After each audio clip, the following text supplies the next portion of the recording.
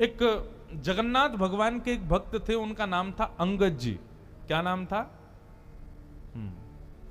बहुत ध्यान से सुनना। श्री अंगद जी जो थे, ये एक राजा के सेनापति थे, और राजा जो था ना वो इनका भतीजा ही था। एक चरित्र सुनाऊं एक भक्त का, अंगद जी का, बहुत ध्यान से सुनना। अंगद जी अपनी पत्नी से बहुत प्रेम करते थे, और उनकी पत्नी सत्संग से बहुत प्रेम करती थी। ठाकुर जी की कथा, कीर्तन, वैष्णव वार्ता, इनमें उसकी बड़ी रुचि। लेकिन अंगद जी को कथा आदि में बिल्कुल कोई रुचि नहीं थी। अपनी पत्नी से कहते थे, सुनो तुम खूब कथा सुनो, खूब मंदिर जाओ, जो तुमको करना है करो, पर मुझसे कभी नहीं कहना कि तुम करो, मेरे को कभी नहीं छेड़ना। पत्नी के मन में आता तो था कि ये भी भजन करें, लेकिन कोई बात नहीं, जैसी हरी इच्छा। अंगद जी रोज शाम को आते, पत्नी के पास बैठते, खूब प्रेम करते थे अपनी पत्नी से। एक दिन एकादशी का दिन था, आज एकादशी है। एकादशी का दिन बड़ा महत्वपूर्ण माना जाता है। एकादशी के दिन अंगद जी की पत्नी ने कुछ संतों को अपने घर बुलाया और सत्संग होने लगा घर में। प्रवचन ऐसे ही घर में बैठ के सब करने लगे। शाम को अंगद जी जब लौट करके आए, उन्होंने देखा घर में तो आज अलग ही रौनक है, इतनी सारी भीड़ आ रखी है, सब लोग नाच रहे हैं, गा रहे हैं, कीर्तन कर रहे हैं, कथा सुन रहे हैं। अंगद जी को बड़ा गुस्सा आया। मेरी आज्ञा के बिना मेरे ही घर में प्रवचन हो रहा है, मेरे ही घर में सत्संग चल रहा है, अरे कभी रोका तुमको कहीं जाने से? खूब जाओ, बाहर जाके कितना भी कथा सुनो, घर में क्यों करवा रही हो? तो अंगद जी ने जाकर के व्यासपीठ पर वैसे व्यास जी का अपमान कर दिया। बोले कि आपसे हाथ जोड़ के विनती है, तुरंत चले जाइए, ये मेरा घर है, मेरी अनुमति के बिना आप यहां कैसे आए? और सब लोगों से भी कहा, आप सबसे भी हाथ जोड़ के प्रार्थना, यहां से चले जाइए, ये कोई आश्रम नहीं है, घर है मेरा, चलिए निकलिए यहां से बाहर। पत्नी बोली, अरे सत्संग चल रहा है, अभी तो ऐसा मत करो। अंगद जी ने किसी की नहीं मानी, सबको भगा दिया। पत्नी को बहुत बुरा लगा। उसने मन में विचार किया, जो हरि का नहीं है उसको मैं अपना पति कैसे मान सकती हूं? तजोरे मन, कल हमने ये पंक्ति गाई थी ना, हरि विमुखन को संग। कई लोग मुझको इस बात पर कह देते हैं, महाराज जी आप क्या शिक्षा दे रहे हो लोगों को? क्या ऐसे पति को छोड़ दें, पत्नी को छोड़ दें? तो इस प्रकार से तो गृह कलेश हो जाएगा।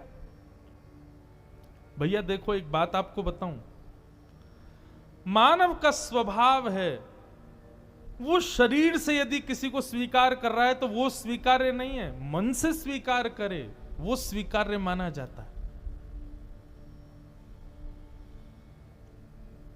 हम शरीर से किसी को अपना मानते हैं तो वहां पर हमारा संबंध पुष्ट नहीं होता। संबंध की पुष्टि तो हृदय से होती है, हृदय से आप उसको मानते हो कि नहीं। और कोई व्यक्ति यदि शरीर से ना भी हो, हृदय से यदि आप उसको स्वीकार कर चुके तो निश्चित है आपका संबंध पक्का है।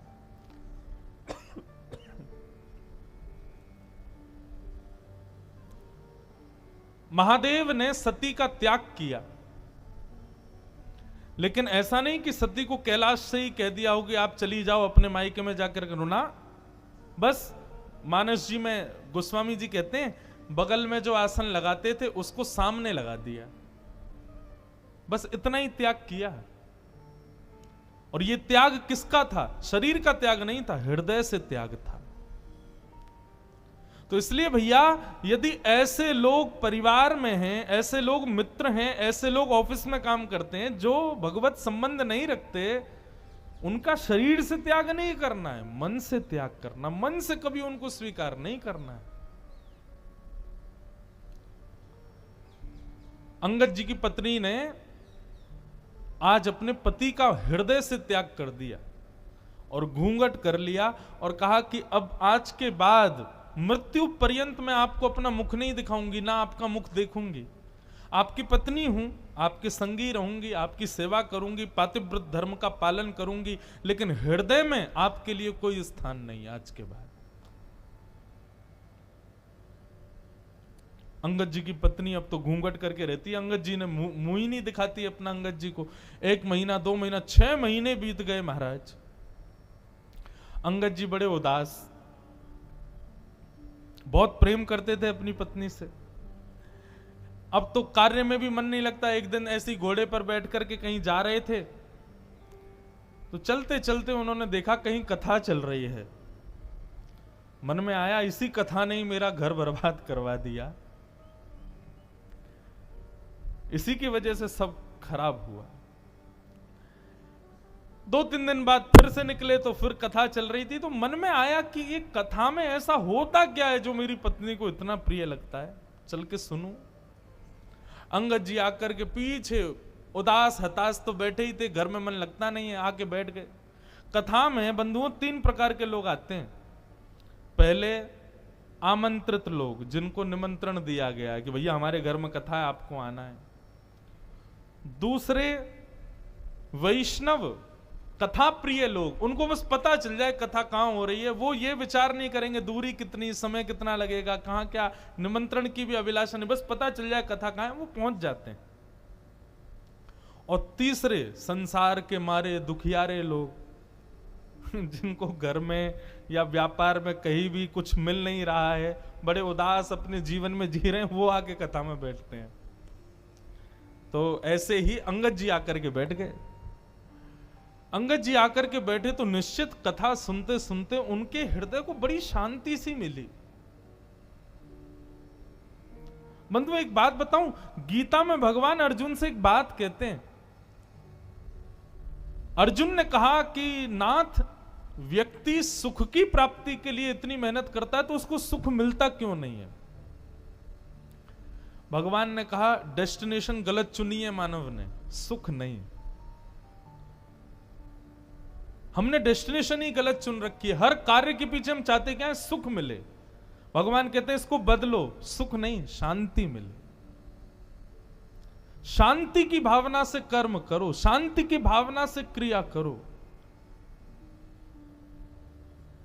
हम क्या करते हैं? हमको सुख मिले, ऐसा करूं इतना मिल जाएगा, ये करूंगा वो करूंगा, ऐसा बनाऊंगा, ऐसे बैठा करूंगा, ऐसा कमरा, ऐसे सोफे, ऐसी पत्नी, ऐसी गाड़ी, ये सब सुख जन्य हम लोग कर्म करते हैं और वही सुख हमको नहीं मिलता। फिर आप अपने क्रिया के पीछे उद्देश्य शांति रखो, भगवान कहते हैं तब मानव प्रसन्न रहेगा। क्योंकि अर्जुन, सुख की भी एक लिमिट होती है, उससे ज्यादा यदि मिल जाए तो व्यक्ति दुखी हो जाता है।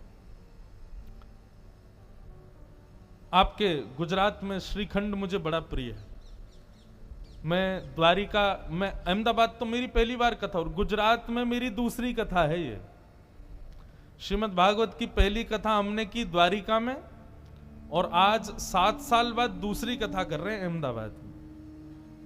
बाकी बीच में 2 दिन 4 दिन के सत्संग तो हुए हैं कई बार, पर सप्ताह कथा दूसरी बार हो रही है। तो मैं जब भी गुजरात आता हूं तो श्रीखंड मुझे बड़ा प्रिय है। लेकिन आप एक कटोरी खिला दो, मन भर जाएगा। दूसरी कटोरी दोगे तो मैं भाग जाऊंगा। आप कहोगे महाराज जी आपको बड़ा प्रिय, खाओ ना। अरे कैसे? मुझे याद नहीं है, लेकिन फिजिक्स में हम लोग जब स्कूल में पढ़ते थे तो एक चैप्टर पढ़ाया गया था, उसमें यही बात थी। जब भागवत पढ़ी तो हमको और ज्यादा क्लियर हुई कि कोई भी वस्तु का अति सेव्य जब हम करते हैं तो वही वस्तु हमको कष्टदायी लगने लगती है। रसगुल्ला यदि पसंद है तो 1 2 3 4 5 खा लो, 6वां रसगुल्ला देखते ही वमन हो जाएगा। संसार की हर वस्तु ऐसी है। तो अर्जुन, सुख नहीं शांति को रखो। किसी भी क्रिया को करने के पीछे उद्देश्य क्या हो? मुझे शांति मिले, तब देखो कर्म करके कैसा सुख मिलेगा। तो कथा में सुख मिलता है लोगों को। यहां पर आप मौन अवस्था में बैठे हो, एक ही आसन पर बैठे हो, ना पानी पी रहे हो ना चाय पी रहे हो। 4 घंटे आदमी बिना चाय कैसे रहे, बिना खाए कैसे रहे, लेकिन यहां रह रहे हो। क्यों? शांति मिल रही है। सुख नहीं, शांति। अंगद जी को बड़ी शांति मिली। अब तो अंगद जी ने नियम बना लिया, रोज जाते थे कथा सुनने। 7वें दिन कथा पूरी हो गई। अंगद जी जैसे ही आए तो देखा कोई भी नहीं था। किसी से पूछा, भैया आज कथा नहीं होगी? बोले 7 ही दिन की होती है, कल हो गई पूरी, आज तो चले गए व्यास जी। बोले कहाँ चले गए? बोले दूसरी कथा करने। बोले कहाँ हो रही है उनकी कथा? बोले उस गांव में हो रही है। अंगद जी दौड़ गए, उस गांव में पहुंचे, वहां जाके सुने। अब तो ऐसा चस्का लगा अंगद जी को, जहां भी कथा होती अंगद जी जाते। एक दिन उन्हीं के नगर में कथा हो रही थी, अंगद जी इधर बैठे थे और उनकी पत्नी थोड़ी दूर बैठी थी। दोनों को ही नहीं पता कि दोनों कथा में बैठे। व्यास जी ने जैसे कीर्तन गाया, अंगद जी के नेत्रों से अविरल अश्रुधार उर्ध बाहु होकर के नृत्य करने लगे आनंद से। तभी पत्नी की दृष्टि गई, ये कौन नाच रहा है? अरे ये तो अंगद जी हमारे पतिदेव हैं। तभी मैं कहूं कुछ समय से ये पहले तो बड़े दुखी रहते थे कि मैं मुख नहीं दिखाती, कुछ समय से बड़े प्रसन्न रहते हैं, मुझसे ज्यादा बात भी नहीं करते, अपनी सेवा पूजा भी करने लग गए हैं और बड़ा सामान्य सा बड़ा सुखमय जीवन जी रहे हैं। मैं सोच तो रही थी बदलाव कैसे आ गया, ये कथा सुनते हैं। आज शाम को कथा के बाद जैसे ही अंगद जी घर लौट करके आए, पत्नी ने अपना घूंघट ऊपर कर लिया। अंगद जी बोले, अरे देवी मैं आ गया हूं, घूंघट नीचे कर लो। बोले नहीं नहीं, अब तो घूंघट नहीं करना। क्यों? मैंने इसलिए घूंघट किया था कि आप कथा से प्रेम नहीं करते थे, परंतु अब तो आपने कथा को स्वीकार कर लिया ना, अब मैंने जो त्याग का संकल्प लिया था उसको छोड़ दिया। अंगद जी बोले, वो बात तो ठीक है, लेकिन मैं तुमको सत्य बताऊं, जब से मैंने कथा सुनना प्रारंभ किया ना, मुझे पहले तुम्हारे रूप में बड़ी आसक्ति थी, पर अब मुझे वो आसक्ति नहीं है। अब तो मुझे बस एक ही अभिलाषा, मेरे जगन्नाथ मुझे कब दिखेंगे, मेरे द्वारिकाधीश, उनकी रूप माधुरी का दर्शन मुझे कब होगा। ऐसा अंगद जी का जीवन। बंधुओं, अंगद जी ने अपनी पत्नी से कहा, देवी अब हम दोनों वैष्णव हो गए, चलो हम जगन्नाथपुरी दर्शन करने चलेंगे। लेकिन अभी अभी सुना है कि एक बहुत बड़े युद्ध के लिए राजा के साथ मुझे जाना है, युद्ध से जब वापस आ जाएंगे फिर हम जगन्नाथपुरी चलेंगे। ठीक है। युद्ध में अंगद जी गए, जाकर के युद्ध किया। युद्ध का नियम होता था, जो राजा हारता था उसका सारा धन हड़प लिया जाता था और जीतने वाले राजा को दे दिया जाता था। अंगद जी जब उसका सारा धन लेने लगे तो वहां एक अद्भुत मणि थी। उस मणि को देख करके अंगद जी बड़े प्रसन्न हो गए। बोले, बड़ी सुंदर मणि है, मुझे ठाकुर जी को कुछ निवेदित करना है, ठाकुर जी को मैं जगन्नाथपुरी जाऊंगा, कुछ देना है। कोई बात नहीं, मैं ये मणि अपने संग ले जाता हूं, ये ठाकुर जी को दे दूंगा। और उस मणि को अंगद जी ने अपनी पगड़ी में छुपा लिया। थी तो वो चोरी, लेकिन अंगद जी का भाव क्या था कि मुझे ठाकुर जी को देनी है। भगवान से बोले, प्रभु इसके बदले भले ही मुझे दंड मिल जाए, लेकिन मैं ये दूंगा आपको, ये है आपकी, मुझे नहीं चाहिए लेकिन मैं आपको दूंगा। किसी सैनिक ने जाके राजा को बता दिया कि अंगद जी ने एक मणि को अपनी पगड़ी में छुपा लिया। राजा, अंगद जी उसके चाचा लगते थे, इसलिए राजा स्पष्ट तो कुछ कह नहीं पाया, पर राजा ने मन में विचार किया कि अंगद जी रोज मेरी बहन के यहां भोजन करने जाते हैं, मैं आज बहन से कहूंगा कि वो भोजन में जहर मिला दे, अंगद जी की मृत्यु हो जाएगी, मणि हमको मिल जाएगी। अंगद जी आज भोजन करने के लिए राजा की बहन के यहां गए तो अंगद जी का नियम था कि भोजन का पहला भाग राजा की बहन की छोटी बेटी को गोद में बिठा के पहले उसको खिलाते थे, फिर स्वयं पाते थे। आज उसने अपनी बेटी को कहीं छुपा दिया, बोले अंगद जी कहीं खिला ना दे, इसमें तो जहर है। अंगद जी भोजन करने बैठे, कहा बिटिया चलो लाओ अपनी बेटी को लेके आओ, उसको मैं थोड़ा खिला दूं फिर मैं पाऊं। बोले मेरी बेटिया तो आज माँ के पास गई है, मेरी मायके गई है, आज वो है नहीं, तो आप आज अकेले ही पालो। अंगद जी बोले, बेटा ये तो मेरा नियम है, उसको खिलाए बिना तो मैं कभी नहीं खाता। अरे वो मेरी प्राण प्यारी है, मैं उसको साक्षात जगदम्बा के स्वरूप में देखता हूं, पहले उसका भोग लगाता हूं तब पाता हूं, अब जब तक उसका भोग नहीं लगेगा मैं तो नहीं पाऊंगा। तो राजा की बहन ने सोचा, ये मेरी बेटी से इतना प्रेम करते हैं और मैं इनको जहर दे रही हूं। उसने थाली उठा ली, बोले कि ये पूरा भोजन ही आपके लायक नहीं है चाचा जी, इसमें मैंने विष मिला दिया है। अंगद जी ने थाली पकड़ी, बोले तुमने इसमें विष मिला दिया? बोले हाँ। बोले क्यों? मेरे भाई को वो मणि चाहिए जो आपने पगड़ी में छुपा रखी, इसलिए उसने मुझसे कहा कि विष दे दो। पर आपका प्रेम देख करके मेरा मन हो रहा है कि मैंने बहुत बड़ा अपराध किया, मैं ये विष आपको नहीं दे सकती। अंगद जी बोले वो सब बात छोड़ो, ये बताओ क्या तुमने इस थाली का भोग लगाया था भगवान को? उसने कहा हाँ, भोग तो मैंने लगाया था। बोले तुमने विष वाला भोजन ठाकुर जी को खिला दिया? बोले क्योंकि आप बिना भोग लगाए पाते नहीं है, इसलिए भोग तो मुझे लगाना पड़ा। अंगद जी बोले अब तो इसको मैं ही पाऊंगा, जब विष ठाकुर जी ने पा लिया तो मैं कैसे छोड़ू। और अंगद जी जबरदस्ती हठ पूर्वक उस थाली को लेकर के बैठ गए और एक एक कवल खाने लगे। ज्यों ज्यों कवल मुख में जाने लगा, अंगद जी का उतना ही तेज बढ़ने लगा। ये आश्चर्य देख करके राजा की बहन नतमस्तक हो गई। जाको राखे साइया मार सके ना कोई, बाल न बाका कर सके जो जग बैरी हो। बंधुओं,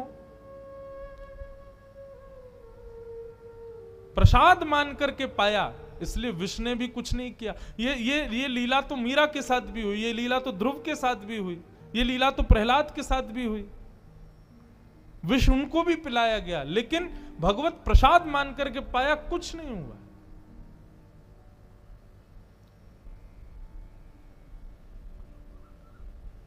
अंगद जी महाराज अपनी पत्नी से जाके बोले देवी अब हमको विलंब नहीं करना चाहिए, क्योंकि राजा मेरे पीछे पड़ गया है, वो कभी भी मेरा वध कर सकता है। मेरा वध कर दे मुझे चिंता नहीं, पर मुझे जगन्नाथ जी को एक बार देखना है।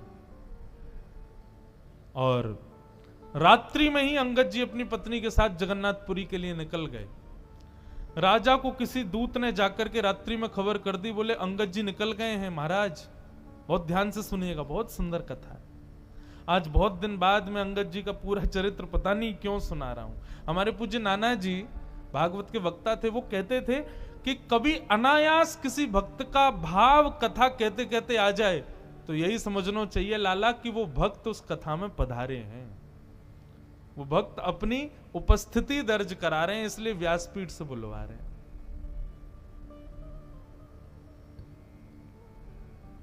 तो अंगद जी जाने लगे, बीच रास्ते में ही राजा के सैनिकों ने बंदी बना लिया। सैनिकों ने कहा हम तुमको छोड़ देंगे, बस मणि हमारे हवाले कर दो। अंगद जी बोले जिनके लिए वो मणि है मैं उन्हीं को ही दूंगा। मैंने चोरी की, मुझे आप बंदी बना लीजिए, जीवन भर के लिए कारावास दे दीजिए, लेकिन पता नहीं क्यों जब से मैंने उस मणि को देखा है मेरे मन में आया कि मैं पहली बार जगन्नाथ जी को कुछ दूंगा तो ये मणि ही दूंगा। मैं मानता हूं कि मेरा पाप है, परंतु मैं क्या करूं, मैं अपने नाथ को कुछ देना चाहता हूं, वो उन्हीं के लिए है। सैनिक तो कहां समझने वाले थे, बोले तू अपने नाथ के पास जा भी नहीं पाएगा, तेरा सर कलम कर देंगे, जल्दी दे। अंगद जी बोले अच्छा ठीक है मैं मणि दे दूंगा, लेकिन उससे पहले मैं अपनी एक इच्छा पूरी करना चाहता हूं। बोले बताओ। इस सरोवर है, इसमें मैं स्नान करना चाहता हूं। सैनिकों ने चारों ओर से घेर लिया और अंगद जी जैसे ही सरोवर में गए, स्नान करते हुए कहा हे जगन्नाथ, मैं अभी आपके पास नहीं आ पा रहा हूं, लेकिन आप तो मेरे पास आ सकते हो ना, मेरी मणि स्वीकार करो, मेरा ये छोटी सी भेंट आपके लिए, इसको स्वीकार करो। और मणि को अपनी पगड़ी से निकाल के उसी जल में छोड़ दिया। सैनिक कूद पड़े जल के अंदर, ढूंढने लगे, लेकिन मणि नहीं मिली। राजा भी आ गया, राजा ने पूरा तालाब का पानी सुखा दिया, मट्टियां खोद खोद करके छनवा दी, लेकिन मणि नहीं मिली। राजा ने कहा अंगद सही सही बताओ मणि कहां है? बोले मैंने सबके सामने इसी में डाली है, लेकिन वास्तविकता यह है राजन, वो जिसकी थी उसके पास है, जगन्नाथ जी के पास है। राजा ने कहा हो ही नहीं सकता, तुम पुरी गए नहीं। बोले मैं नहीं गया, वो आए थे मेरे पास और लेकर के चले गए। राजा बोला इसके हाथों में हथकड़ी बांधो, पैरों में बेड़ियां बांधो, ले चलो इसको जगन्नाथपुरी। जगन्नाथ जी का दर्शन करेंगे, यदि मणि वहां नहीं हुई तो उन्हीं के सामने सर धड़ से अलग कर दूंगा। अंगद जी बोले ये तो मेरा सौभाग्य होगा कि मैं जगन्नाथ जी को देखूं और उनके सामने प्राण निकल जाए। बंधुओं, वैष्णव कभी भयभीत नहीं होता। अंगद जी के हाथों में हथकड़ियां, पैरों में बेड़ियां, सैनिकों ने नंगी तलवार गले में रखी है, और जैसे ही पुरी जगन्नाथ के मंदिर में प्रथम बार प्रवेश किया अंगद जी ने, और जैसे ही महाप्रभु श्री जगन्नाथ जी को देखा है, उनके मुखमंडल का दर्शन किया, दर्शन करते ही क्या पाया, श्रृंगार में ठाकुर जी की ठोड़ी के नीचे सबसे श्रेष्ठ माला के रूप में वो मणि ही ठाकुर जी को पधराई हुई थी, श्री जगन्नाथ जी के गले में धारण करा रखी थी। राजाओं ने, सैनिकों ने जब ये दृश्य देखा कि श्री जगन्नाथ जी के गले में वो मणि, नतमस्तक हो गए अंगद के आगे। तो तुम्हारी भक्ति को प्रणाम है अंगद। लेकिन अब अंगद जी को जब ये बात दिख रही है कि मेरे द्वारा प्रस्तुत कोसों दूर से वस्तु जगन्नाथ जी ने स्वीकार कर ली, मतलब मेरे प्रेम को, मेरी भक्ति को स्वीकार कर लिया, हथकड़ियां हाथ में, बेड़ियां पैरों में, और देखते देखते जगन्नाथ जी को अंगद जी ने वहीं अपने प्राणों को त्याग दिया, महाप्रभु जी में विलीन हो गए। ऐसी प्रेम लक्षणा भक्ति श्रीमद् भागवत प्रदान करती। मैं कहता हूं अपनी कथाओं में, भागवत जी नहीं होती तो हमें कभी मीराबाई नहीं मिलती, श्रीमद् भागवत नहीं होती तो हमें कभी सूरदास नहीं मिलते, श्रीमद् भागवत नहीं होती तो ऐसे प्रेम युक्त वैष्णव भक्तों के चरित्र हमें कभी नहीं मिलते, क्योंकि इन सबका सृजन भागवत नहीं किया है। तो भागवत किसको देती है? श्री कृष्ण को प्रदान करती है। इसलिए भैया मेरी आप सबसे प्रार्थना, श्रीमद् भागवत से और कोई आकांक्षा मत रखो, और कोई संकल्प मत करो, और कोई अभिलाषा मत रखो। श्रीमद् भागवत केवल और केवल कृष्ण प्रदान कर सकती। कई लोग अपने पितरों के लिए कथा कराते हैं, महाराज जी हमारे पितृ निवृत्ति के लिए कथा, तो मैं उनको एक बात कहता हूं, कथा कराने के बाद तुम्हारे पितृ मुक्त नहीं होंगे, तुम्हारे पितृ मुक्त हो गए हैं, इसीलिए तुम्हारे मन में भाव आई है कि चलो हम कथा करा लेते हैं। कथा कराने के बाद पितृ मुक्त नहीं हुए भैया। उस परिवार के मन में संकल्प उठ जाए कि हमको कथा करानी है, तो उसी समय समझ लेना पितृ मुक्त हो गए। पितरों ने ठाकुर जी से प्रार्थना की और ठाकुर जी ने हमारे हृदय में यह भाव प्रकट किया कि हम कथा कराएं। भागवत श्री कृष्ण से प्रेम कराती।